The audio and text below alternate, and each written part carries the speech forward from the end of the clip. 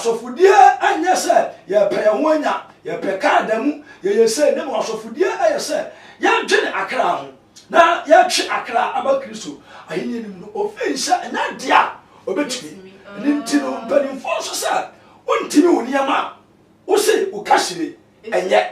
so atiase nti anya papa Opambour nti na oja asofudie na abrante no andi no ankasa no ono no susu se asofudie no aboro so amen no nti ono opese ojai dada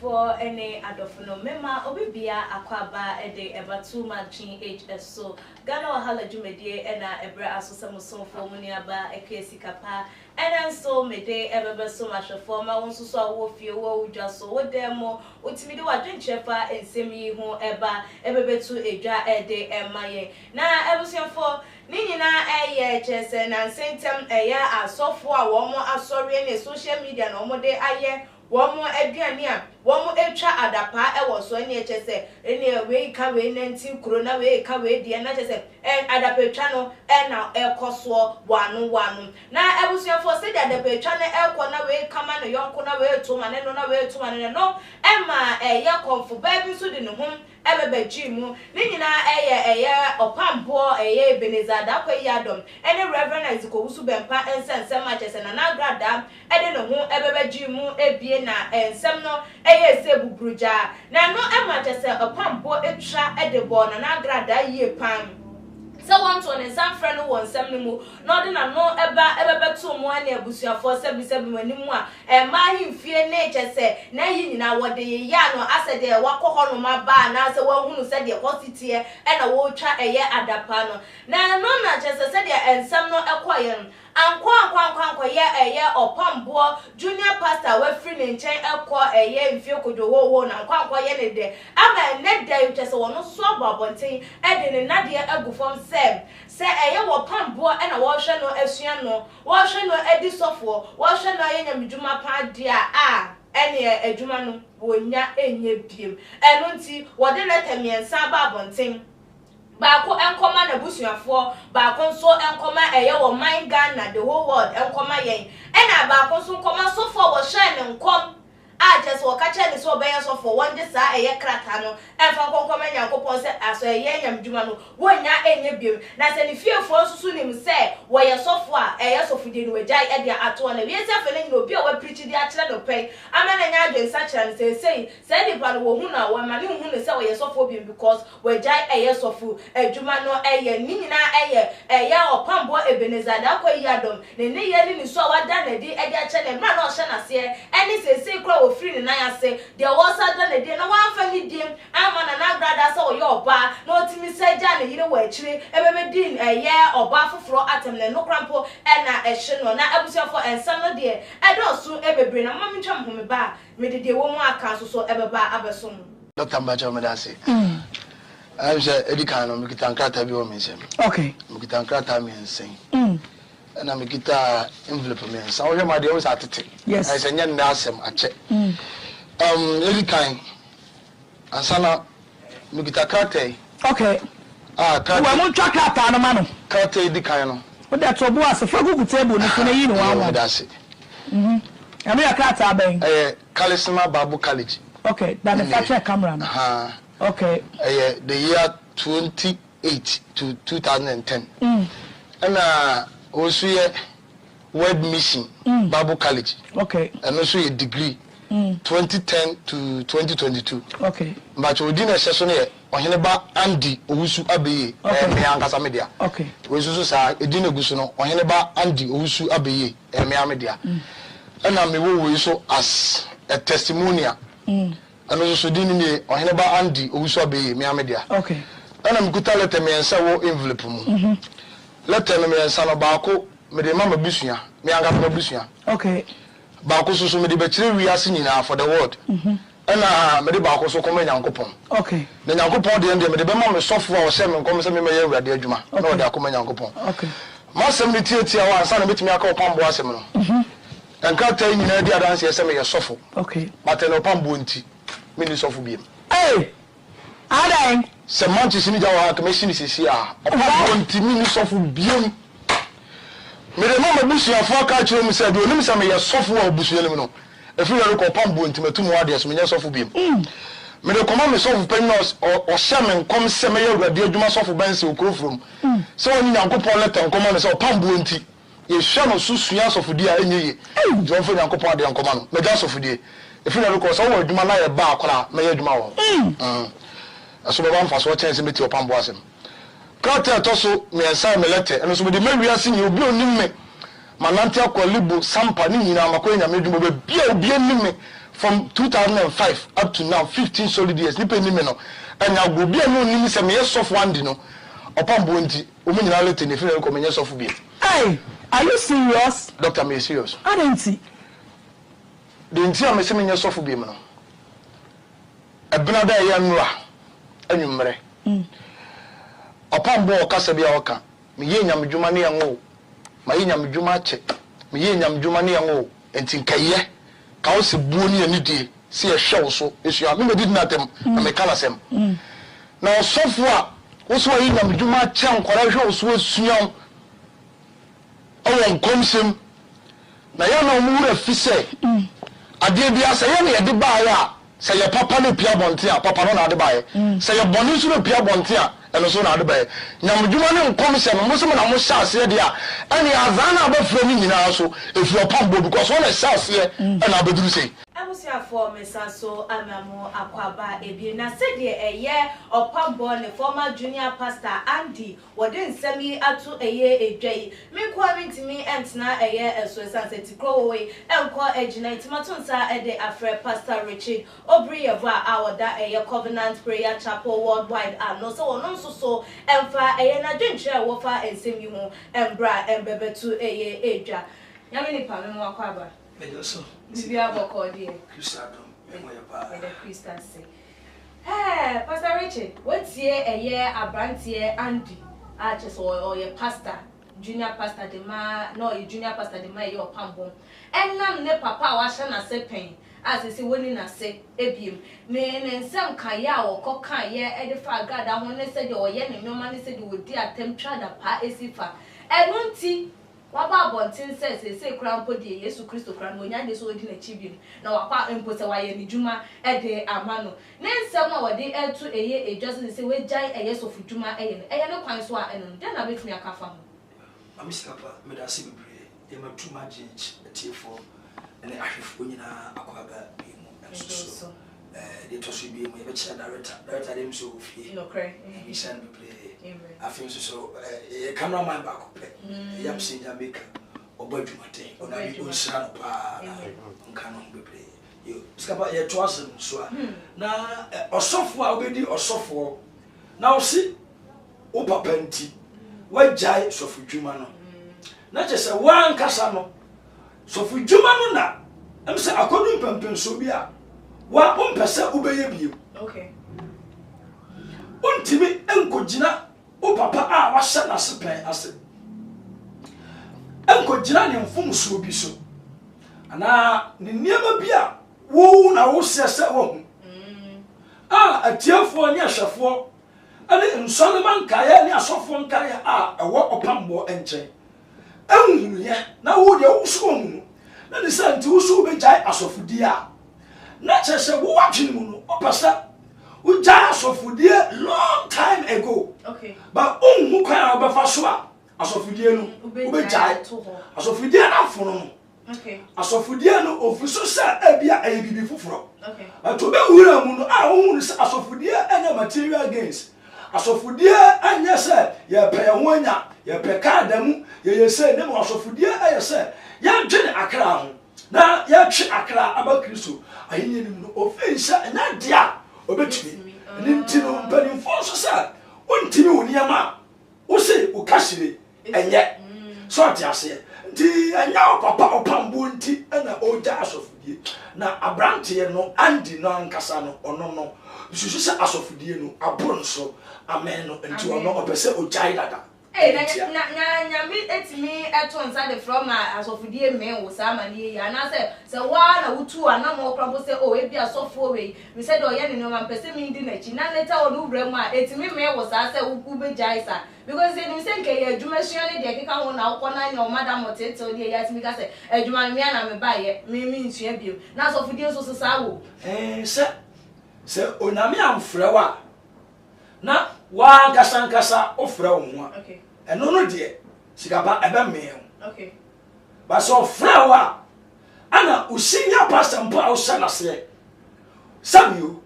wo de so ko anambransem ana wakohu a obetimi ayen se obetwe ho afiri asori no emu na fra na wafra wo ni enti wafra wo enti se wo nsusu okasa cha o safe de abra no anya awie duru enti wo nsusu ko baabi na ko bo wadwa ana ko baabi na ko bobo edomo ano afama me a sanse wafra wo enti nsu betimi agyina sa ofra no so na wo de akobobo adomo no a onami enti ne fra ne da wo so enti ebetimi agyina amfa so aye de aba so aba hidi emu enti wa mfra de a enene de ebetimi amen ti abrantie no ofra no ya mfra no omu obi de ana eya ne fe onso okasa no se oko Bible school Bible school no oko na okrofo no kre Reverend Nicholas Asare papa no a na Asare original pay all loto na eya ne dia no loto ni ne dia no onuya na ya osofo okay a wote Bible school okrofo ifa ni CBC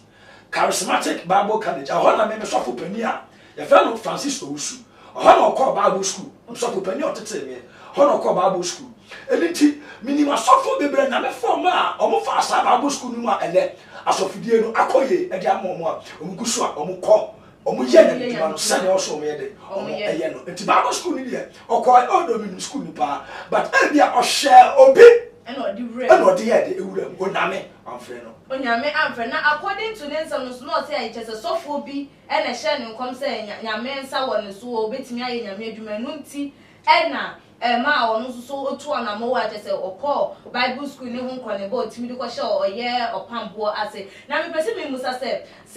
nyame na mo bi so say meti we ne be nyame na mo so aka cho se e bia wo obeye sofo maame ana se bia wo ye eye sofo apostle wo ye prophet ana se ya e wo se ni pa wo she wo nkono no na akokọ she na se ana se ye obi fufuro bia wo betimi akwa she na se asua wo nyame adwuma mi sira pa sikapa unim se nyame dwuma ya a ye etisa endra because ya program bi ewo asori bi mu ewo area mu ha na asofo bebere bae ona me fa me so be se tu asofo ba ko aba ni mi sise ya ona me anka nkyere me se nkom wi a me nka nkyere se o me se base okay eno ye onipa na wasa ni nkom no ni decision okay and a personal encounter with the Lord. So na me ba kache no enkom se na chi se sa ko na ko so sofo no ase ona me betimi akasa akere no ona me akasa akere no so a ono a asa we said no ono a betimi atena ase no ma me ntena ase na me hwe se betimi ese oje bi so sofo me kwakwa de me kwakwa na se ananti sofo bi se enkom se o ba sofo ana osofo ma me a na eno no ankyere se aya dan a ono asa nkom se oba osofo no anje se oso na we de o se na se sa decision ni de depend on onipa and se le owia ona me besimi na de ene na kasa ana se mpo ono be kwa nkoto dwa ni mu na wakosire na nkopon se osofo bei and also ye de o se na se fi se nkom sa ye de aba so be osofo to onam nyame na enche na osofo a o pese o ye de o se na se ebie sofo a pese o se na so betimi adma okay betimi akwa na osofo kese panyi bi oba bibi se o hwese ne osofo yi esi aya ne niema ne ye nsu bi ba ne ngosra se ne ministry akokodu bia na won susu we mu se osofo no bia ne ministry akodu no so pese o so de ekoya de ekodu sa ana empo aye de ekoya de etrasa ane de obetimi a desire na wetimi e de ahobrase akose osofo no na don ene ne ngosra de ase okay only for ye hwe ye nua ba mai se osofo a wahye na se pen wa hu ne nyoma a wo ye nyina tama wo ko ye a wo ko hu se sofo ni ye sa nyoma we nyina no wentimi ama abonten ama meka say oh so for we or to say or yes sir ama eya afofra na say wo mo so ana ko ma ye o madwin say wo mutu ana mo aba ne na ase no wo man san na mom what na ase ehwe ye wo hwe ya wo hu say de mint na ana say wo pam wo free wo akoye ena afiance sem sorry wo woni afofro ntem ena wo ba bonten aba be kan eye ne nsem aya na junior pastors no omo dance so ba bi say ye aya na ye dentia eye sika wo mo epe ana say omo yesa say dom de begu nipa na ni mu ase kaka ana say ye shada bo omo paya na no kra wo mo ehunu nti na wo mo eka sika pa me da se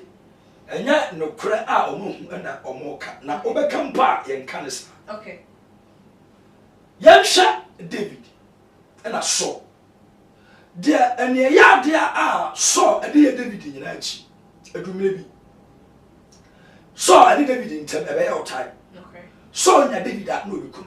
But yes, son, and David and whom said on your saw. Don't maybe no. David ain't an opportunity to snapper. Say go bet me that you chasso. But one chasso. Or quite another candle in China. No say until they see kwasa metam for me na dem nku but o say ono no na me kan tire ne say offer ne nsa enka ya de yasra no nti offer se kan na o twa na taade ano de ya ade to be che ne say ona nkopon do say me se nka me nku na nka me ku anka me ye de nku oh nti asofo nketwa no sika pe asofo ketwa bia obafiri asofo pani achi na ade asofo ne ensem abekwa akonnante especially a software shortcoming or they become quite also software one who are immature. Okay. Because when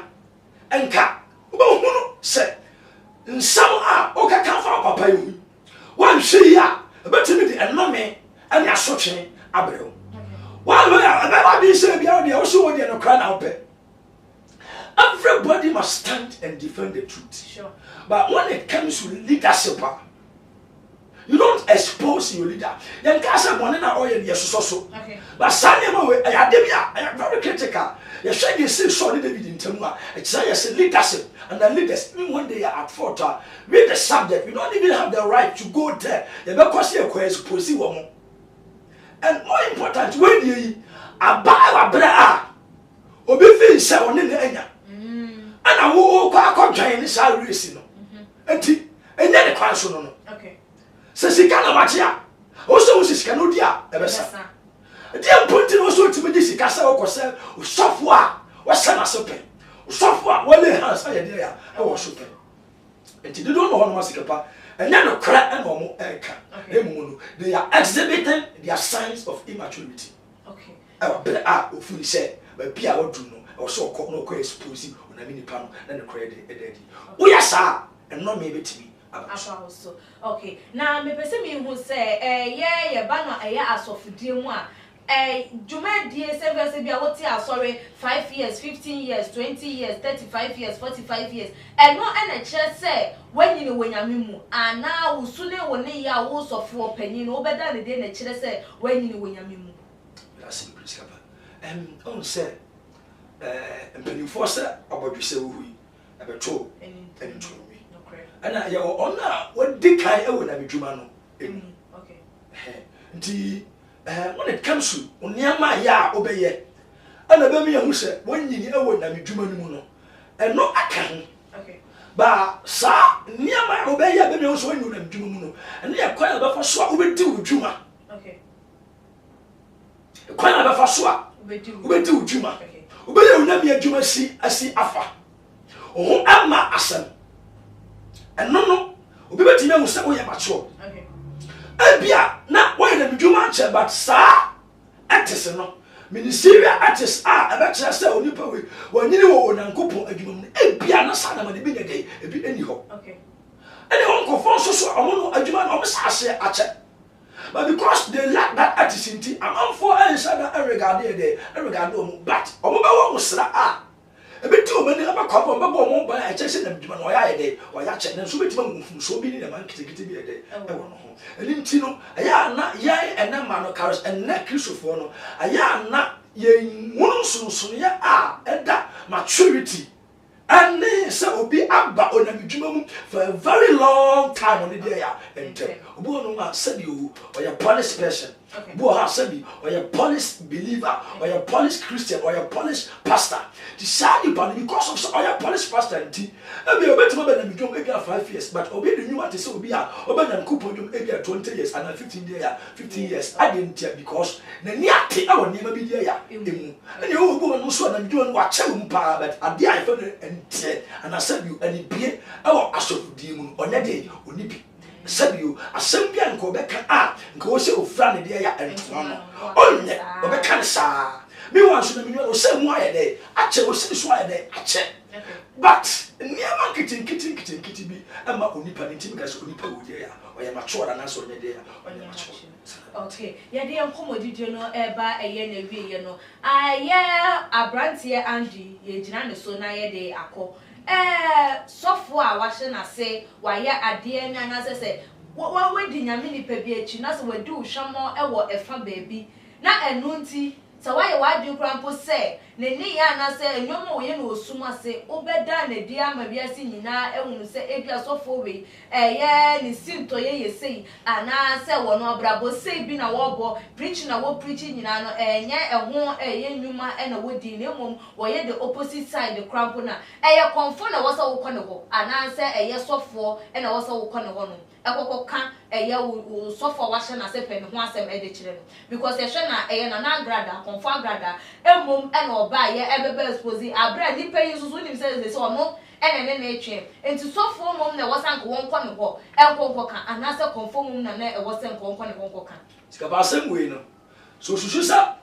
Reverend Dr. Ebenezer Opambour Adako Yado the nation prophet one so osu anti susu say sa nyama won na oya he should have exposed him for a very long time okay because uncle Chayampo and Masadi way day. A sasia about question so. A sasia, young question or cromfo. Obia, one day Christo, any Chakabia. And I will call, and I'll expose you software. Actually, because only there, only no issue. Some can expose you software now. Now, and cause a couple of Penibi. No, Papa. Send, senior pastor, Mr. Oh, yeah. Tibaya come from the move of food to the day. Never one chance or comfort. Or comfort like us only right. So I was a cassette here on Amazon. Okay. Because Niamino, on the fret, Reverend Dr. Ebenezer Opambour Adako Yado. I conform Yaminko. And a yaya software, and soon I coupon. It's the yaya upon your Yamin bed about Chiasso. And now conform the bed about Chiasso. It's the Andy, the Oyano. Mrs. Sisson, so I be a person. It's was who died is of Dumato one. Such a obedient here. Okay. Office and I got a Mansika. Decide and your uncle said a spiritual father a day. Oh, now a bay part on Sresson are come for there at Tadia. Okay. To no, sister. I'll be a dash of dear. The easiest way on Subit the next guy is also about Kakasa come for us. Welcome for there, come for you, and decide. Oh, no, I can't. Ebenezer Opambour Adako Yado Honsa e dey akere agrada no e dey kwansa ayede e basa enso enya ayede abasa ayede ebi ti wan sha na on satsa na dwene na on hia bibi amfiri sa nyama we mu sa so be expose o na mesofo a entwan amon na obi enya issue entwan amon na confo enya issue ansa na bakose uko expose nye wonu na ne wate ayede akere dey akere confo because confo he has no business to do to na kopon dey asofo. Okay, only for our final words to Jana or telephone number near fancy. Too much GH. We boy what shout out to your fans and everybody who is watching Too Much GH. Me dey the Isaiah Kodwampo, we betun afem the great tempo. Mbrin. One man come when you hear Too Much GH. Too Much GH. Mu ye too much. Na me so me ye am more fire. Too Much GH. Me did akose Japan. E brebi am bese me TV. Me share Too Much GH. Omo de move for. Hey, omo sports and as entertainment. Hey, omo de move for. Mo ko so show mo. No any be GD bia. Me da ma say love you.